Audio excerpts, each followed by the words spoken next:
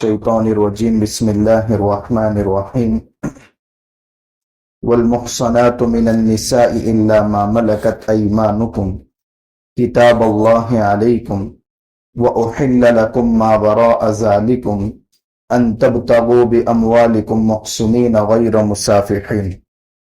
یہ سورہ نساء کی آیت نمبر 22، آیت نمبر 23 اور آیت نمبر 24۔ یہ احکامات کے تعلق سے سب سے زیادہ اہمیت کی حامل آیتیں ہیں۔ وہ عورتیں جن سے نکاح حرام ہے، کچھ عورتیں ایسی ہیں جن کو محرمات ابدیہ کہتے ہیں، یعنی موت تک ایسی عورتوں سے نکاح درست ہو ہی نہیں سکتا۔ ایسی عورتوں کو کہا جاتا ہے محرمات ابدیہ۔ اور وہ عورتیں جن سے نکاح کسی عارض کی وجہ سے فی الحال جائز نہیں ہے، لیکن وہ عارضی چیز اگر ختم ہو جائے تو پھر ان سے نکاح درست ہو جائے۔ ٹھیک اسی طریقے سے عورتوں سے نکاح جو حرام ہوتا ہے اس کی 3 وجوہات ہیں۔ ایک ہمارا ان سے نسبی رشتہ اور نسبی تعلق ہونے کی وجہ سے، جن کو محرمات نسبیہ کہا جاتا ہے۔ ایک ہے دودھ کا رشتہ ہونے کی وجہ سے وہ عورتیں حرام ہو جاتی ہیں، جن کو رضاعت کا تعلق کہا جاتا ہے۔ اور ایک وہ عورتیں ہیں جن سے سسرالی رشتہ متعلق ہو جانے کی وجہ سے ان سے نکاح حرام ہو جاتا ہے۔ یہ تینوں طرح کے رشتوں کی وجہ سے کون کون سی عورتیں حرام ہیں ان کا تذکرہ ان آیات میں ہوا ہے، مگر اس میں کچھ باریک مسائل ہیں جن کا استحضار ہمیں اپنے ذہنوں میں رکھنا ضروری ہے۔ اس آیت میں پہلے کہا گیا تھا کہ اپنے والد کی عورتوں، نکاح کی ہوئی عورتوں سے تم نکاح نہیں کر سکتے۔ اب والد میں والد بھی آ گئے، دادا بھی آ گئے اور نانا بھی آ گئے۔ انہوں نے جن عورتوں سے نکاح کیا، بعد میں اگر ان کا انتقال بھی ہو گیا، والد نے اگر کسی عورت سے نکاح کیا ہے تو ضروری نہیں ہے کہ وہ اس بیٹے کی حقیقی ماں ہی ہو، بلکہ سوتیلی ماں بھی لگ سکتی ہے۔ تو وہ سوتیلی ماں سے والد کے انتقال کے بعد نکاح بیٹے کا درست نہیں ہوگا۔ ظاہر سی بات ہے، یہ اخلاق کی کتنی بڑی موت ہے کہ زندگی پر جس کو ماں کہتے رہے، والد کے انتقال کے بعد اس کو اپنی زوجیت میں لے آئے اور اس کو بیوی بنا لیا۔ اسلام اس کو پسند نہیں کرتا۔ ٹھیک اسی طریقے سے والد نے کسی عورت سے نکاح کیا، نکاح کرنے کے بعد تنہائی کا موقع ہی نہیں ملا اور والد دنیا سے چل بسے یا طلاق ہو گئی، تو بھی اس بیٹے کے لیے ایسی عورت سے جن سے باپ نے صرف نکاح کیا ہے، عقد نکاح ہوا گیا، اب ہمیشہ کے لیے یہ عورت اس بیٹے کے لیے حرام ہو جائے گی۔ تیسری صورت، والد نے اگر کسی عورت کے ساتھ بدکاری کی ہے تو یہ بدکاری کی وجہ سے بھی وہ عورت ہمیشہ ہمیشہ کے لیے حرام ہو جائے گی۔ یہ بیٹا اس عورت کو کبھی بھی اپنے نکاح کے اندر نہیں لا سکتا۔ تو یہ اس ضمن کے اندر 3 مسائل ہیں، قرآن نے جس کی طرف اشارہ کیا ہے اور احادیث میں اس کی پوری تفصیل موجود ہے۔ یہ چیزیں یاد رکھنے کے قابل ہیں۔ پھر آگے بتایا کہ تم اپنی ماں سے اور اپنی بیٹیوں سے نکاح نہیں کر سکتے۔ اب یہ ماں اوپر تک کی ساری مائیں جو اس سے اصول نکلیں گے، ماں، نانی، دادی، یہ ماں کے لفظ کے اندر یہ سب داخل ہیں، ان سے نکاح کبھی بھی حلال نہیں ہو سکتا۔ اپنی بیٹیوں میں بیٹی، حقیقی بیٹی، پوتی، نواسی، نیچے تک کسی سے رشتہ زوجیت یعنی نکاح کا رشتہ کبھی درست نہیں ہو سکتا۔ یہاں پہلا مسئلہ جو بتایا کہ باپ کا جس سے صرف عقد نکاح ہو گیا اور اس کے بعد یہ رشتہ فوراً ختم ہو گیا، تو بھی اس عورت کو بیٹا اپنی نکاح میں نہیں لا سکتا۔ ٹھیک اسی طریقے سے بیٹے کا کسی عورت سے نکاح ہوا، صرف عقد نکاح ہوا ہے اور اس کے بعد یا تو بیٹے کا انتقال ہو گیا یا طلاق واقع ہو گئی، ایسی عورت کو وہ باپ بھی اپنے نکاح میں نہیں لا سکتا۔ اگر وہ دوسرا نکاح کرنا بھی چاہے تو اس عورت کے ساتھ نکاح نہیں کر سکتا جس سے صرف بیٹے کا عقد نکاح ہوا۔ اس کے برخلاف ایک تیسری صورت ہے، ایک شخص کی بیوی کا انتقال ہو گیا، اس نے دوسری ایسی عورت سے نکاح کیا کہ جس کی دوسرے پہلے یعنی پہلے شوہر سے بیٹی ہے، اور وہ عورت اس شوہر کے پاس اپنی اس بیٹی کو لے کر کے آ رہا، اس عورت کے ساتھ نکاح ہوا، یہ عورت اپنے پہلے شوہر سے بیٹی لے کر کے اس شوہر کے پاس آئی۔ اب یہ جو بیٹی اس شوہر کی پرورش میں آئی ہے، اس کے ساتھ نکاح اسی وقت حرام ہوگا جب یہ شوہر اس بیوی کے ساتھ تنہائی اختیار کرے۔ یہاں یہ شرط ہے، یہ قرآن کی یہ آیت ہے، تمہاری وہ لے پالک بیٹیاں جو تمہاری پرورش میں ہے، تمہاری ان عورتوں سے جن سے تم نے دخول یعنی ہم بستری کر لی ہے، یہ اسی وقت حرام ہوگی۔ حتیٰ کہ اگر کسی شخص نے کسی ایسی عورت سے نکاح کیا جس سے ایک بیٹی پہلے شوہر سے ہے، اور نکاح ہونے کے بعد ہی یہ رشتہ ختم ہو گیا، تو اب اس کی جو بیٹی پہلے شوہر سے ہے، یہ شخص اس بیٹی سے بھی نکاح کر سکتا ہے۔ تو باپ نے کسی عورت سے محض نکاح کیا، بیٹے پر وہ عورت ہمیشہ کے لیے حرام۔ بیٹے نے کسی عورت سے صرف نکاح کیا، رشتہ ختم ہو گیا، باپ کے لیے وہ نکاح ہمیشہ کے لیے اس عورت سے حرام۔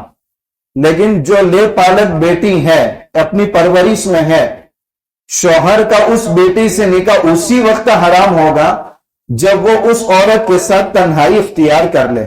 اگر تنہائی اختیار نہیں کی ہے تو بھی اس عورت کے علیحدہ ہونے کے بعد وہ اس بیٹی سے نکاح کر سکتا ہے جو اس کی حقیقی بیٹی نہیں ہے۔ پھر آگے فرمایا کہ تمہارے نسبی بیٹوں کی جو بیویاں ہیں وہ کیا لگے گی رشتے میں؟ نسبی بیٹوں کی بیویاں اس کو رشتے میں کیا لگے گی؟ بہو ہی لگے گی۔ تو نسبی بیٹے کی بیویاں، اس سے کبھی بھی نکاح درست نہیں ہو سکتا خسر کا۔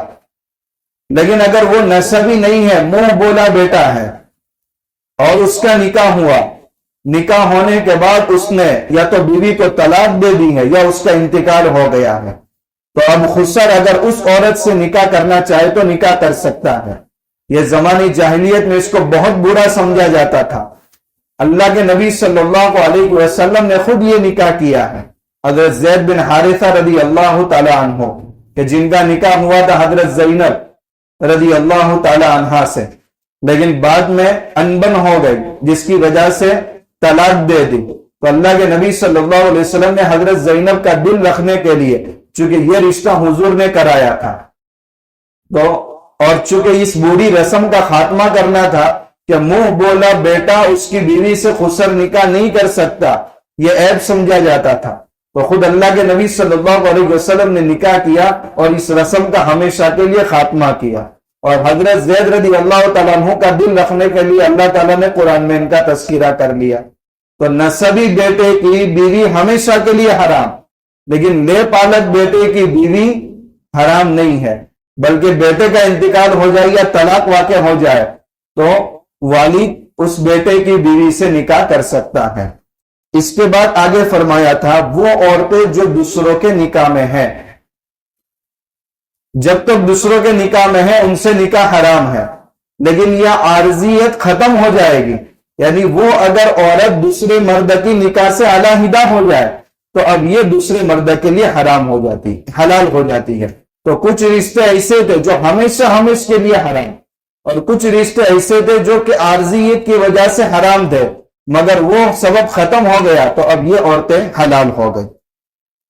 آگے جو اصل مسئلہ سمجھانا ہے جس سے باطل فرقہ استدلال کر رہا ہے وہ ہے متاع کا مسئلہ۔ یہاں قرآن نے یہ کہا کہ جس عورت سے تم نکاح کرو شرط یہ ہے کہ تم پہلے مال خرچ کرو، یعنی مہر کا نکاح میں ہونا ضروری ہے۔ پھر اس کے بعد قرآن نے کہا محسنین، اس نکاح سے تمہارا مقصود اس کو بیوی بنا کر لانا ہو، ساری ذمہ داری اٹھانا ہو اور اپنے آپ کو پاک دامن بنانا مقصود ہو، صرف پانی بہانا مقصود نہ ہو اور اپنی شہوت پوری کرنا مقصود نہ ہو۔ غیر مسافحین، اب ظاہر سی بات ہے یہاں قرآن جس کی بات کر رہا ہے وہ ایسے نکاح کی بات کر رہا ہے کہ جس سے پاک دامنی بھی حاصل ہو اور موت تک اس رشتے کو باقی رکھنے کا ارادہ بھی ہو۔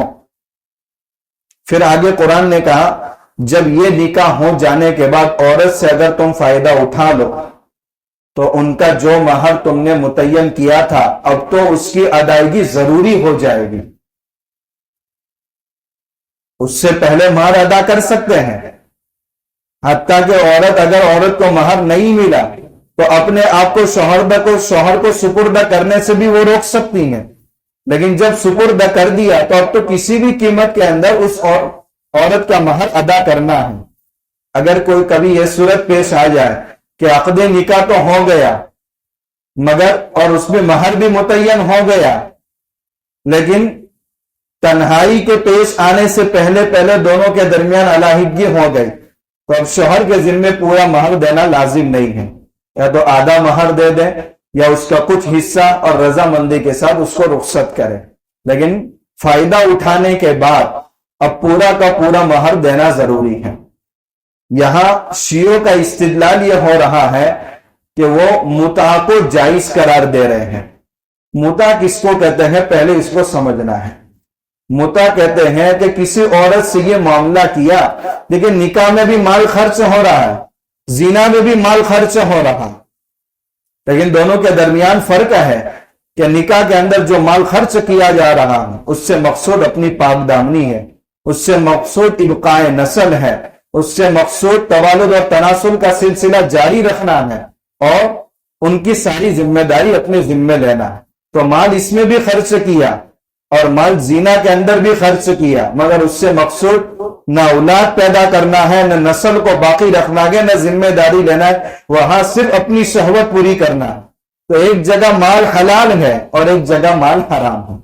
متعہ کہتے ہیں کہ کوئی شخص کسی عورت سے معاملہ کرے، ایسا معاملہ کرے کہ میں 3 مہینے کے لیے تم سے نکاح کر رہا ہوں اور 3 مہینے کے لیے تم کو یوز کروں گا اور اتنا پیسہ میں تمہیں دے رہا ہوں۔ اس کا جواز شیعوں کے نزدیک ہے، عمل کوئی بھی نہیں کر رہا ہے، کوئی باپ اپنی بیٹی کے ساتھ یہ معاملہ کرنے کو تیار نہیں ہے، مگر اس کو جائز قرار دے رہے ہیں۔ اس کی حقیقت کیا ہے؟ دیکھیے، اللہ کے نبی صلی اللہ علیہ وسلم کے زمانے میں جو جنگوں کے سفر ہوئے ہیں وہ بہت دور دراز کے سفر تھے، اور صحابہ کرام کا اپنے گھر سے الگ رہنا اتنے لمبے سفر میں بہت مشکل ہوتا تھا۔ تو اللہ کے نبی صلی اللہ علیہ وسلم نے ایسے نکاح کی اجازت خیبر تک عطا فرمائی تھی، اور غزوہ خیبر کے اندر ہی اعلان ہو گیا تھا کہ آج سے متع حرام ہے اور گدھے کا گوشت حرام ہے۔ ظاہر سی بات ہے اس وقت غربت اور افلاس کا یہ عالم تھا، تو حمور اہلی یعنی پالتو گدھے اس وقت ان کا گوشت حلال کیا گیا تھا، مگر خیبر کے موقع پر یہ دونوں چیزیں حرام ہو گئی۔ پھر فتح مکہ کے موقع پر اور متع حلال ہوا، 3 دن کے بعد اس کو ہمیشہ کے لیے حرام کر دیا گیا۔ اور یہ طبقہ جو متع کا قائل ہے، حضرت علی رضی اللہ تعالیٰ عنہ کی محبت میں حد سے زیادہ غلو کرنے والا، مگر حضرت علی رضی اللہ تعالیٰ عنہ کی روایت خود بخاری شریف، مسلم شریف اور ترمذی شریف میں موجود ہے۔ حضرت علی رضی اللہ تعالیٰ عنہ خود فرماتے ہیں کہ اللہ کے نبی صلی اللہ علیہ وسلم کے زمانے میں متع اور گدھے کا گوشت حلال ہوا تھا، مگر وہ خیبر کے زمانے میں حرام کر دیا گیا تھا۔ حضرت عبداللہ ابن عباس حضرت عباس رضی اللہ تعالیٰ عنہ یہ ایک زمانے تک متع کو حلال سمجھتے تھے، بہت ممکن ہے کہ حضور کی وہ حدیث ان تک نہ پہنچی ہو، تو حضرت علی رضی اللہ تعالیٰ عنہ نے پوری تفصیل سے ان کو سمجھایا۔ مسلم شریف کی روایت میں پورا مفصل تذکرہ اس کا موجود ہے۔ جب حضرت علی رضی اللہ تعالیٰ عنہ نے پوری تفصیل ان کے سامنے پیش کی تو انہوں نے بھی اپنی بات سے رجوع کر لیا۔ یہ اصل میں حضرت عباس رضی اللہ تعالیٰ عنہ کی بات کو دلیل بناتے ہیں کہ وہ جواز سمجھتے تھے، لہذا اس کا جواز ہونا چاہیے، لیکن قرآن تو خود اس میں کہہ رہا ہے اور 18ویں پارے میں کہہ رہا ہے وہ ایمان والے کامیاب ہیں جو اپنی شرمگاہوں کی حفاظت کرتے ہیں۔ ہاں البتہ جو اپنی شرمگاہ کا استعمال اپنی بیویوں پر کرتے ہیں یا اپنی باندیوں پر کرتے ہیں فَإِنَّهُمْ غَيْرُ مَلُومِينَ، تو وہ قابل ملامت نہیں ہے۔ تو اجازت کس سے دی گئی ہے؟ صرف بیوی کے ساتھ اور باندی کے ساتھ، اس کے علاوہ تو اپنی شرمگاہ کا استعمال ہی غلط قرار دیا گیا ہے۔